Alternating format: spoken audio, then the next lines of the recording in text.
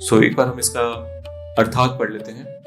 दूसरी ओर जो साहित्य असीम परमेश्वर के नाम, यश, रूपों तथा लीलाओं की दिव्य महिमा के वर्णन से पूर्ण है, वह कुछ भिन्न ही रचना है जो इस जगत की गुमराह सभ्यता के अपवित्र जीवन में क्रांति लाने वाले दिव्य शब्दों से ओतप्रोत है।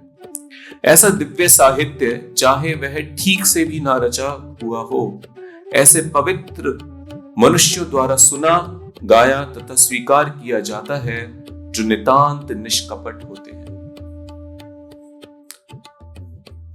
इसको एक बार हम लोग दोहराएंगे।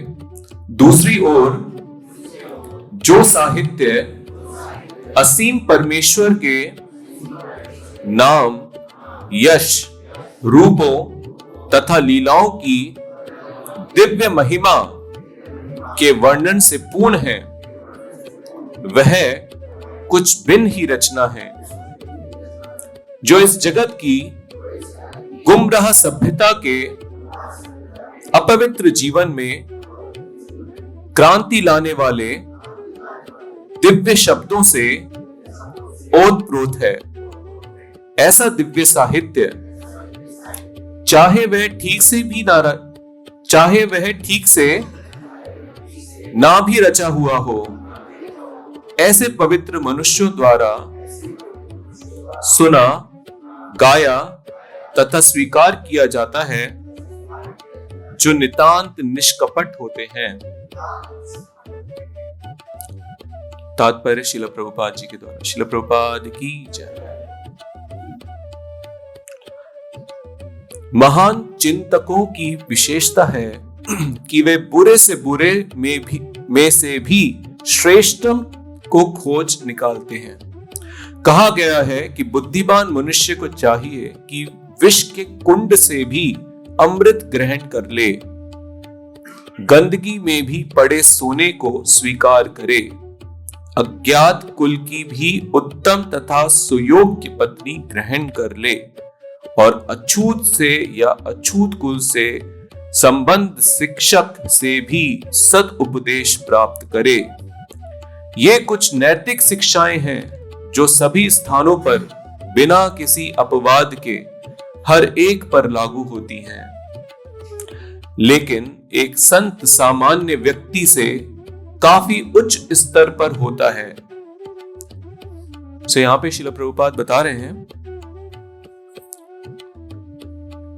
कि जो महान चिंतक हैं, यहां पे एक्चुअली श्रील प्रभुपाद चाणक्य पंडित को कोट कर रहे हैं, क्योंकि चाणक्य पंडित ये एक श्लोक में बोलते हैं कि जो बुद्धिमान मनुष्य हैं वो विष के कुंड से भी अमृत ग्रहण कर लेते हैं। और हमारे आचार्य इसको बताते हैं कि ये गुण होता है भक्तों में जो मधुमक्खी के समान होता है, और जो सामान्य जन है जो भगवान की भक्ति में नहीं है उनमें अवगुण होता है। वो कैसा होता है? एक सामान्य मक्खी जो होती है उसके जैसा होता है, वो अवगुण। सामान्य जनता क्या करती है, व्यक्ति क्या करते हैं जो भगवान के भक्त नहीं है, वो क्या करते हैं, जहां भी कुछ गंद होते हैं, जहां पे भी कुछ गलत गंदी चीजें होती हैं, वहां पे जाके वो बैठ जाते हैं। जैसे मक्खी होती है, जहां भी गंदगी होती है वहां जाके मक्खी बैठ जाती है। यानी कि उनके दिन रात की चर्चाओं में जो विषय है चर्चा करने का, वो क्या रहता है?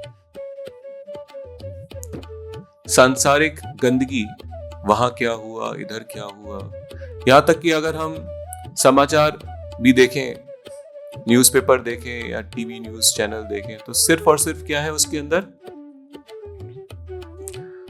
तो यहां पे इवन बताया जो साहित्य भी है, वो साहित्य भी किस प्रकार है? ऐसी चर्चाएं हैं उन साहित्यों में भी जिसमें कुछ भी हमारे लाभ के लिए कुछ भी नहीं है। सांसारिक ज्ञान थोड़ा बहुत मिल जाता है, पर अधिकांश जो है वो क्या है? सिर्फ और सिर्फ गंदगी जैसा है। जबकि मधुमक्खी का एक गुण होता है, वो क्या होता है कि गंदगी में भी क्या करती है?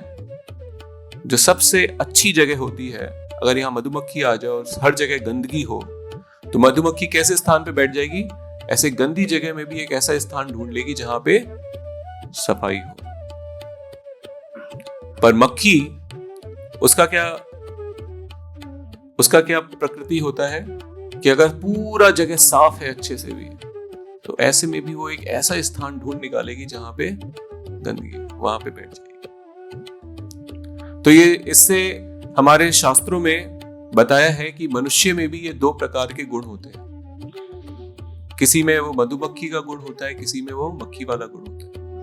और इसमें बताया है कि भगवान की जो ये नाम और यश की जो वर्णन होता है, उसको सुनने से क्या होता है, अगर किसी के अंदर वो मक्खी जैसा स्वभाव है, वो भी कैसा होता है, परिवर्तन कैसा आने लगता है, मधुमक्खी जैसा परिवर्तन आने लगता है। तो वो मनुष्य क्या करता है, विष के कुंड से भी अमृत ग्रहण कर लेता है, गंदगी में भी पड़े सोने को स्वीकार कर लेता है, अज्ञात कुल की भी उत्तम तथा सुयोग्य पत्नी ग्रहण कर लेता है, और अछूत से या अछूत कुल से संबंध शिक्षक से भी सदुपदेश प्राप्त कर लेता है। तो वो ये नहीं देखता, कहने का अर्थ ये है कि क्या ये जो सांसारिक जो ऊंच नीच है उसको नहीं देखता, फिर वो क्या देखता है, सद्गुण को देखता है। जहां उसको सद्गुण अच्छाई दिखती है उसको वो वहां से स्वीकार कर ले। जबकि जो मक्खी दृष्टि वाले व्यक्ति होते हैं वो समाज को इस तरह से क्या करते हैं, विभाजन करके उसमें उच्च नीच देखने लग जाते हैं, वो गुण को नहीं पकड़ पाते। तो ये नैतिक शिक्षा है, नैतिक शिक्षा है जो सभी स्थानों पर बिना किसी अपवाद के हर एक पर लागू होती है। पर ये तो नैतिकता है, ये कोई बहुत आध्यात्मिक चर्चा नहीं है।